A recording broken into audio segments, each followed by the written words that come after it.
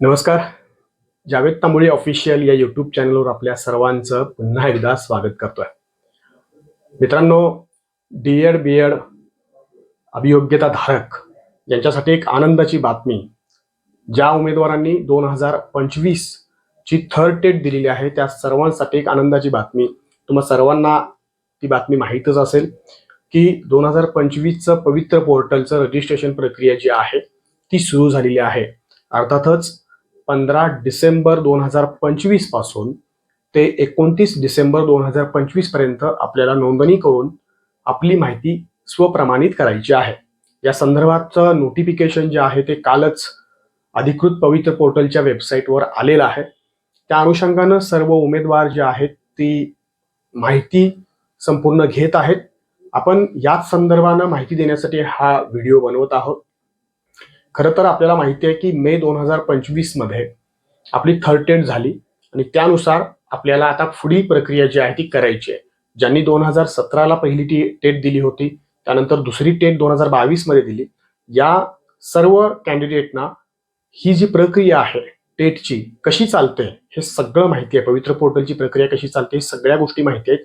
मात्र ज्यांनी नव्यानं ही परीक्षा दिलेली आहे, नव्यानं सगळ्या गोष्टी करत आहेत, त्यांच्यासाठी मात्र ही महत्वाची माहिती असेल. त्यामुळं हा व्हिडिओ जो आहे तो आवर्जून शेवटपर्यंत तुम्ही पहा की कशा पद्धतीनं आपल्याला इथून पुढे नोंदणी करायची आणि माहिती आपली स्वप्रमाणित करायची आहे. तत्पूर्वी गेल्या अनेक दिवसांपासून शिक्षक भरती संदर्भात अनेक तर्कवितर्क चर्चा सुरू आहेत. आता त्या चर्चा, सर्वात महत्वाची चर्चा म्हणजे शिक्षक भरती होणार का, ही एक महत्वाची चर्चा त्यामध्ये आहे. कारण नव्या संच मान्यतेनुसार राज्यातले बहुतांशी शिक्षक म्हणजे हजारो शिक्षक जे आहेत ते अतिरिक्त ठरत आहेत. मग हे शिक्षकांचं समायोजन करायचं हा एक मोठा प्रश्न असताना आता ही पुन्हा पवित्र पोर्टलच्या माध्यमातून भरती होतीये. खरं तर आता या समायोजनाला तात्पुरती स्थगिती देण्यात आलेली आहे. कारण 2024-25च्या संच मान्यतेनुसार समायोजन करण्याऐवजी 2025-26च्या संच मान्यतेनुसार जी आहे ती समायोजनाची प्रक्रिया सुरू होईल. यामध्ये सुद्धा अनेक शिक्षक जे आहेत ते अतिरिक्त ठरतायत. मात्र तो मुद्दा जो आहे तो शासन असेल, शिक्षण विभाग असेल, जो संबंधित विभाग आहे तो निश्चितपणानं काय यामध्ये मार्ग काढणार आहे ते निश्चितपणानं होईल. मात्र आपल्याला ज्यांनी थर्ड टेट दिलेली आहे त्या सर्वांसाठी ही भरतीची प्रक्रिया जी आहे त्याचा पहिला टप्पा जो आहे नोंदणीचा तो सुरू झालेला आहे. तो कसा करायचा आहे तो आपल्याला पाहायचा आहे. पुढं ती किती जागांची भरती होणार, काय होणार, या सगळ्या गोष्टी संच मान्यतेनंतरच्या आहेत. कारण मी वारंवार सांगत आलेलो आहे की शिक्षक भरती ही अशी एकमेव भरती असेल की ज्यामध्ये पहिल्यांदा परीक्षा, त्यानंतर नोंदणी आणि मग सगळ्या जागा ज्या आहेत मग त्या कास्ट वाईज असतील, विषयानुसार असतील, मीडियम वाईज असतील, त्या सगळ्या नंतर कळतात.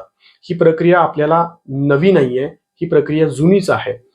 तरी सुद्धा त्यामध्ये काही बदल, वारंवार याच्या संदर्भात चर्चा झाली मात्र बदल काही झालेला नाही. असो, पण किती जागांची भरती होतीये वगैरे हे संच मान्यतेनंतर ठरेल.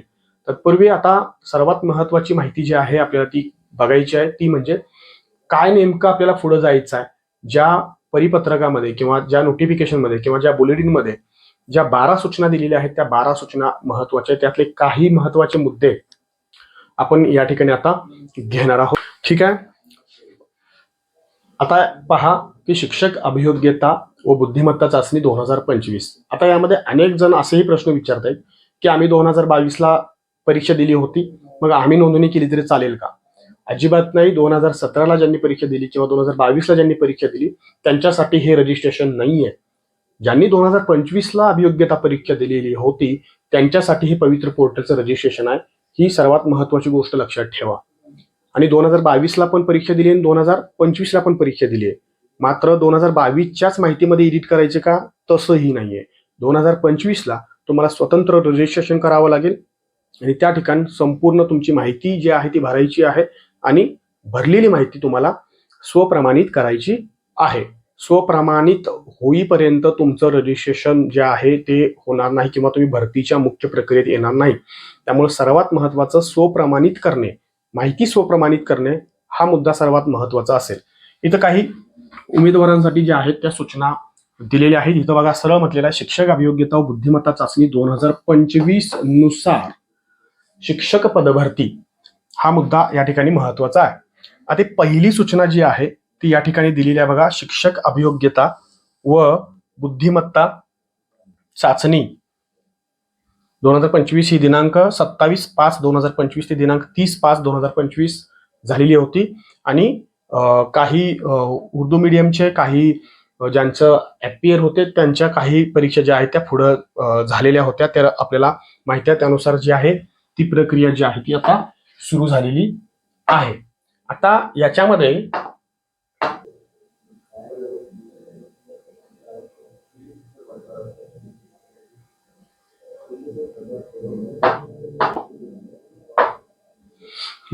याच्यामध्ये बघा सर्वात महत्वाची एक सूचना आहे, सदर चाचणी दिलेल्या उमेदवारांना स्वप्रमाणपत्र तयार करण्यासाठी या पोर्टलद्वारे सुविधा देण्यात आलेली आहे. उमेदवारांना स्वप्रमाणपत्र करताना आवश्यक असणाऱ्या तपशीलवार मार्गदर्शक सूचना स्वतंत्रपणे पोर्टलवर उपलब्ध करून देण्यात आलेल्या आहेत. आता हा मुद्दा मी सर्वात महत्वाचा म्हणतोय. माझा व्हिडिओ बघून तुम्ही स्वप्रमाणित माहिती करा असं मी मुळीच म्हणणार नाही. केवळ युट्यूब चॅनलवर किंवा इतर जे चॅनल असतात किंवा व्हॉट्सअप सोशल मीडिया असेल याच्यावर विश्वास ठेवून माहिती भरण्यापेक्षा पोर्टलवर सविस्तर मार्गदर्शक सूचना दिलेल्या आहेत. त्या मार्गदर्शक सूचनेनुसार तुम्ही पुढे जायचं आहे. पोर्टलवर जे अधिकृत दिलेले आहे त्यानुसारच आपल्याला पुढे जायचं आहे. मी फक्त तुम्हाला या ठिकाणी सूचनांचं स्पष्टीकरण तुम्हाला फक्त या ठिकाणी मी देणार आहे. चौथा या ठिकाणी मुद्दा खूप महत्वाचा मुद्दा आहे बघा, शिक्षक अभियोग्यता व बुद्धिमत्ता चाचणी 2025 परीक्षा केवळ एक वेळ देण्याची तरतूद आहे. बरोबर. उमेदवारांना चाचणी परीक्षेचे वेळापत्रक वितरित करताना चाचणीसाठी एकापेक्षा अनेक प्रवेशपत्र प्राप्त झाल्यास केवळ एकाच प्रवेशपत्राद्वारे चाचणीस प्रविष्ट होण्याबाबत सूचित करण्यात आले होते. आपल्याला कल्पना आहे की काही उमेदवारांनी डबल तिबल फॉर्म भरले होते, 2-2 वेळा 3-3 वेळा 4-4 वेळा फॉर्म भरले होते. त्यांचे 2-2 प्रमाण हॉल तिकीट किंवा 3-3 हॉल तिकीट जे आहे ते जनरेट झाले होते.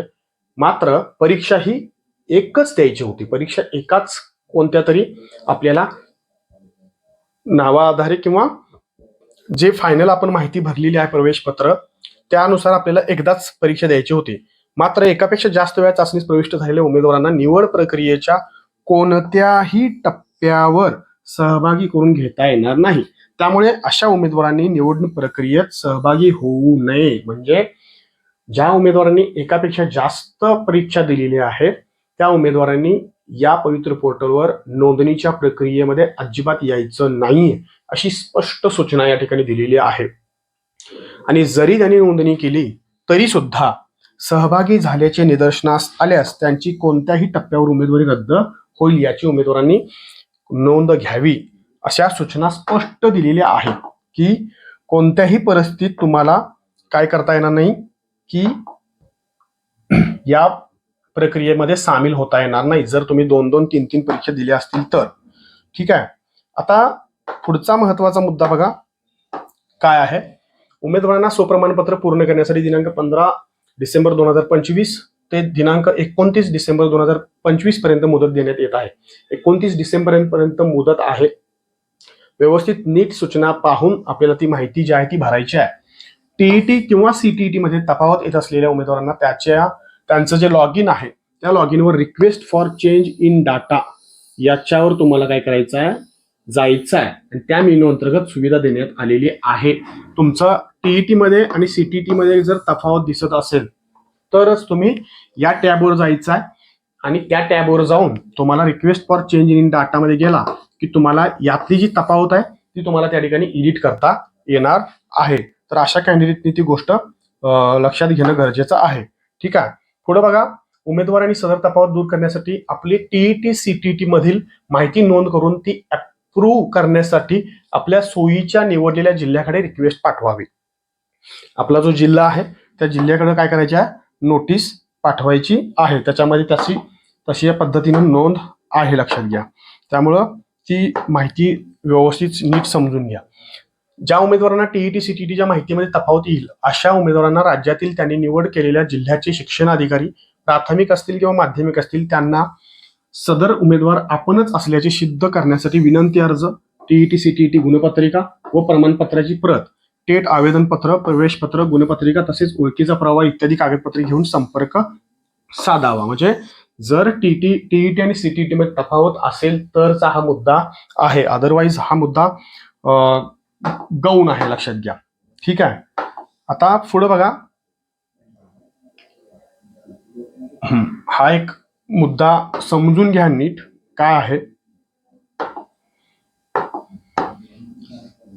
जेथे पदवीकरिता सीजीपीए, ओजीपीए और लेटर ग्रेड देण्यात येते तेथे संबंधित विद्यापीठ संस्थेच्या निकषानुसार शेकडा गुण नमूद करावेत. सगळ्यात महत्वाचा, सीजीपीए किंवा ओजीपीए किंवा लेटर ग्रेड देण्यात येतं ना, तिथे शेकडा गुण नमूद करणं फार महत्वाचं आहे. त्यामुळं इयत्ता 10वी, इयत्ता 12वी, पदवी, पदव्युत्तर पदवी तसंच व्यावसायिक अर्हतेच्या उत्तीर्ण प्रमाणपत्रावर सीजीपीए, ओजीपीए और लेटर ग्रेड इत्यादी श्रेणी नमूद केलेल्या असतात. या श्रेणींचे प्रत्यक्ष गुणामध्ये रूपांतर करण्याचे प्रत्येक बोर्ड विद्यापीठ संस्थेची सूत्र वेगवेगळे व स्वतंत्र असते. त्यामुळे पोर्टलवर अशी वेगवेगळी सूत्रे देण्यास शक्य नाही. पोर्टलवर ही गोष्ट जी आहे ती शक्य होत नाही. त्यामुळं ज्या उमेदवारांचे शैक्षणिक व्यावसायिक अर्हतेच्या उत्तीर्ण प्रमाणपत्रावर सीजीपीए किंवा ओजीपीए और लेटर ग्रेड इत्यादी श्रेणी नमूद आहेत त्यांनी त्या बोर्ड विद्यापीठ संस्थांचे असलेले गुणरूपांतराचे सूत्र विचारात घेऊन प्राप्त गुण प्रमाण या माहितीची नोंद करावी. आपल्याला हे फार अवघड आहे असं वाटत नाही. शक्यतो असं सीजीपीए किंवा ओजीपीए लेटर ग्रेड नसतं तरी सुद्धा ज्यांच्या असेल त्यांनी ते जे गुणरूपांतर आहे ते सूत्र लक्षात घेऊन आपल्याला ते काय करायचं, रूपांतरित करायचं आणि ती माहिती काय करायची आपल्याला भरायची आहे. आता इथे एक मुद्दा बघा, 8वा मुद्दा जो दिलेला आहे त्यांनी, तो एक मुद्दा काय समजून घ्या. काही उमेदवारांकडे इयत्ता 10वी किंवा 12वी अर्हता नसल्याने पोर्टलवर सदर नोंद करता येत नाही. म्हणजे आता हे कुणाचं नसणारच आहे, असं काय कुणाचं नसणार, कारण 10वी 12वी झाल्यानंतर तुम्ही डीएड बीएड केलेला असणार आहे. त्यामुळे हा मुद्दा त्या ठिकाणी लागू होत नाही. अशा उमेदवारांकडे त्या समकक्ष असलेली अर्हता धारण करीत असल्यास त्या अर्हता त्या प्रकारासाठी नोंद करावी. उदाहरणार्थ इयत्ता 10वीसाठी विद्यापीठाची पूर्वतयारी अभ्यासक्रम, 12वीसाठी पॉलिटेक्निक, डिप्लोमा, पदविका असलेली अर्हता इत्यादी सारखी माहिती नोंद करावी व त्यासाठी समकक्षतेबाबतचे पुरावे सोबत जोडावे. यासाठी स्वतंत्र सुविधा दिली जाणार नाही. काही वेळेला बघा, काही जण 10वी नंतर 2 वर्षाचा डिप्लोमा करतात आणि मग त्यानंतर डीएड बीएड काही जणांनी केलं असेल तर त्यांच्यासाठी ही माहिती गरजेची आहे आणि त्यानुसार त्यांनी ती माहिती काय करायची आहे, पोर्टलवर नोंदवायची आहे. ठीक आहे. आता पुढे बघा, 9वा एक मुद्दा आहे. 9वी सूचना काय आहे बघा, शैक्षणिक अर्हते अंतर्गत पदवी परीक्षेचे फक्त मुख्य प्रधान विषय आपण नमूद करायचे आहेत. सर्वात महत्वाचा मुद्दा हा आहे बघा.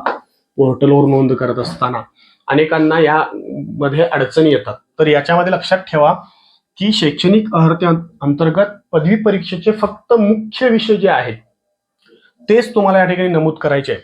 पदवी परीक्षेच्या गौण विषयाचा समावेश स्वप्रमाणपत्रामध्ये करता येणार नाही. गौण विषयांचा समावेश उमेदवारांनी स्वप्रमाणपत्रामध्ये केल्यास संबंधित उमेदवार कोणत्याही स्तरावर अपात्र ठरेल. ही गोष्ट समजून घ्या. त्यामुळं मुख्य विषय आणि गौण विषय हे नीट समजून घ्या. अनेक पदवीधर शिक्षकांच्या याच अडचणी होतात. म्हणजे जे पदवीधरसाठी पात्र आहेत त्यांनी हा मुद्दा नीट समजून घ्या, लक्षात घ्या. माजी सैनिक प्रवर्गामध्ये स्वतः निवृत्त सैनिकांचा समावेश होतो. यामध्ये माजी सैनिकांची पाल्य किंवा त्यांच्या पत्नीचा समावेश होणार नाही. तथापि शहीद सैनिकांच्या विधवा पत्नीचा, मुलाचा अथवा अविवाहित मुलीचा समावेश माजी सैनिक प्रवर्गाच्या आरक्षणामध्ये नोकरीसाठी होईल, याची संबंधितांनी नोंद घ्यावी. हा मुद्दा आपल्याला सर्वांना माहिती आहे, त्यामुळे फार मोठा विषय तो आहे असं काही नाहीये. 11वा एक मुद्दा बघा, बीएड त्यानंतर बीएससी बीएड इंटिग्रेटेड अभ्यासक्रम उत्तीर्ण उमेदवारांनी याबाबतची नोंद स्वप्रमाणपत्रामध्ये शैक्षणिक अर्हता या शीर्षकाखाली करावी. सदर अभ्यासक्रमाचा व्यावसायिक अर्हतेमध्ये विचार केला जाईल. त्यामुळे या अर्हतेची नोंद स्वतंत्ररित्या व्यावसायिक अर्हतेमध्ये करण्याची आवश्यकता नाही. ही नोंद तुम्ही काय करायची आहे, या उमेदवारांनी स्वप्रमाणपत्रामध्ये शैक्षणिक अर्हता या शीर्षकाखालीच करायची आहे. सेपरेट व्यावसायिक अर्हतेमध्ये करायची नाही, ही गोष्ट लक्षात ठेवा. अनेक जण काय करतात, हे जे शिक्षण आहे ते तुम्ही व्यावसायिक अर्हतेमध्ये करतायत, तर असं करायचं नाही. ते इथंच करायचे तुमच्या शैक्षणिक अर्हतेमध्ये. ठीक आहे. आणि पुढचा मुद्दा, शेवटचा मुद्दा आहे बघा, स्वप्रमाणपत्र करण्यासाठी अडचण आल्यास edupavitra25@gmail.com याच्यावर काय करायचा, या मेलवर संपर्क साधायचा आहे. त्यामुळे फार स्ट्रेस घेऊन युट्यूब चॅनल बघून, तर मी पण करतोय, मी म्हणतोय की माझं बघा, तरी सुद्धा मी सांगतोय की YouTube channel, social media, WhatsApp, Telegram या सगळ्या गोष्टीवर विश्वास न ठेवता तुम्ही अधिकृत जे पवित्र पोर्टलच्या मार्फत ज्या ज्या गाईडलाईन्स दिल्या जातात त्या गाईडलाईन्स फॉलो करा आणि त्यानुसार तुम्हाला जिथं अडचण येईल तिथं तुम्हाला या ठिकाणी त्यांनी हा मेल दिलेला आहे, त्याच्यावर तुम्ही मेल करू शकता. त्यामुळं कोणत्याही प्रकारचं ट्रेस न घेता, काही किरकोळ अडचणी असतात पण पॅनिक खूप मोठ्या प्रमाणात आपण होतोय, तर अशा कोणत्याही प्रकारचं पॅनिक सिच्युएशन तयार न करता, कुठल्याही प्रकारचा ट्रेस न घेता, ट्रेस म्हणजे ट्रेस आपल्याला अजिबात घ्यायचा नाहीये. नीट, क्लीन, व्यवस्थित आपल्याला ही सगळी माहिती जी आहे डोकं शांत ठेवून भरायची आहे. जर स्वतः भरत असाल तर निवांत भरा. नेट कॅफेमध्ये जाऊन तुम्ही भरत असाल तर त्या संबंधित नेट कॅफेवाल्याला नीट माहिती सांगा, त्याच्याकडून माहिती ती तपासून घ्या. वारंवार खूप गडबड आहे म्हणून नेट कॅफेवाले माहिती भरतात आणि काहीतरी चुकतं, त्यामुळे नेट कॅफेकडे पण गेल्यानंतर तिथं माहिती व्यवस्थित नीट नेट कॅफेवाल्यानं भरलेली आहे का, हे प्रत्येक तुम्ही जो दिलेला कॉलम आहे तो नीट भरलेला आहे का हे चेक करा आणि त्यानंतरच तुम्ही ते स्वप्रमाणित झालेलं आहे याची खात्री करा आणि मग तुमची त्या ठिकाणी माहिती जी आहे ती पवित्र पोर्टलवर येईल. आता त्यानंतर मग काय प्रक्रिया सुरू होते, तर पवित्र पोर्टलवर आपली एकदा माहिती गेली त्यानंतर मुख्य प्रक्रिया जी आहे ती संच मान्यतेची असते. ज्यावेळेला संच मान्यता होते सगळ्या जिल्ह्यांची, त्यावेळेला फायनल जागा रिक्त किती आहेत, कोणत्या जिल्ह्यामध्ये किती आहेत, कोणत्या कास्टला किती आहेत, कोणत्या विषयाला किती आहेत, ती माहिती त्या पवित्र पोर्टलवर येतात सगळी आणि त्यानंतर मग त्या जाहिराती ज्या आहेत त्या उमेदवारांना दिसतात आणि मग सुरू होतो प्राधान्यक्रम. तिथं आपल्याला पसंतीक्रम द्यायचे आहेत. तुम्हाला शाळा दिसते, जिल्हा दिसतो, त्या त्या जिल्ह्याला तुम्हाला पसंतीक्रम द्यायचा आहे आणि मग पुढं ही प्रक्रिया जी आहे ती आपल्याला करायची आहे. आता यामध्ये अनेकांचे वेगळे प्रश्न आहेत की ज्यांनी 2022 मध्ये परीक्षा दिली होती, जे आता लागलेले आहेत, त्यांनी 2025ला पण परीक्षा दिली आहे, चांगले मार्क्स आहेत, मग आता आम्ही गेल्यानंतर तिथं आमचा कालावधी ग्राह्य धरणार का, वगैरे वगैरे या सगळ्या गोष्टी. तर स्पष्ट सूचना आहे की नव्यानं आपल्याला हा कालावधी करावा लागतो, लक्षात घ्या. त्यामुळं ही गोष्ट सुद्धा आपण लक्षात घेणं गरजेचं आहे, कारण काही उमेदवारांना स्वजिल्ह्यात जायचं आहे, यासाठी काहींनी जे आहे ते परीक्षा दिली होती आणि ते आता स्वप्रमाणित सुद्धा माहिती करणार आहेत. तर ही फार स्वप्रमाणित करण्याची माहिती ट्रेस घेऊन करण्याची काही आवश्यकता नाहीये, फार डिपेंड राहून खूप सुद्धा करण्याची काही आवश्यकता नाही. फार इझी, सोपं, सुटसुटीत हे सगळ्या गोष्टी काम आहे. जिथं किरकोळ अडचण असेल तिथं आपले जे मित्र आहेत ज्यांनी स्वप्रमाणित केलेले आहेत त्यांना विचारू शकता. तुम्हाला काय अडचणी असेल त्यांनी कॉमेंटमध्ये विचारले तरी काय हरकत नाहीये आणि काही प्रश्न असतील तर ते सुद्धा तुम्ही प्रश्न कॉमेंटमध्ये करायला काय हरकत नाहीये. व्हिडिओ कसा वाटला याबद्दल सुद्धा माहिती द्यायला तुम्ही निश्चितपणानं विसरू नका.